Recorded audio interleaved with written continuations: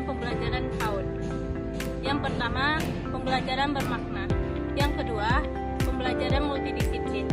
Yang ketiga, pembelajaran yang menyenangkan. Yang keempat, pengembangan keterampilan sosial.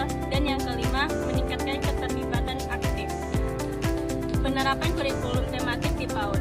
Penerapan kurikulum tematik di PAUD melibatkan beberapa tahap penting.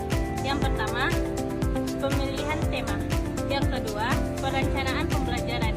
Yang ketiga, pelaksanaan pembelajaran. Dan yang keempat, penilaian. Contoh penerapan kurikulum tematik.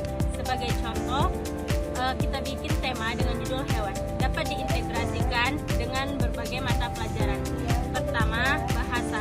Anak-anak belajar tentang nama hewan, ciri-ciri hewan, dan suara hewan.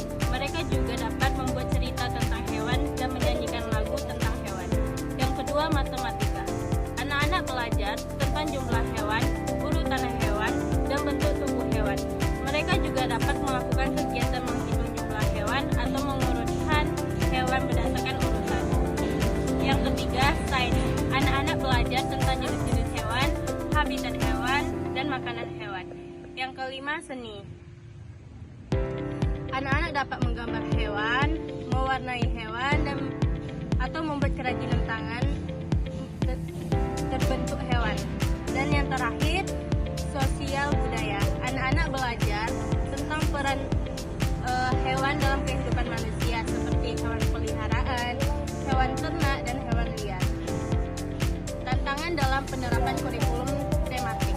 Meskipun memiliki banyak keunggulan, penerapan kurikulum tematik di PAUD juga menghadapi beberapa tantangan. Yang pertama, keterbatasan waktu.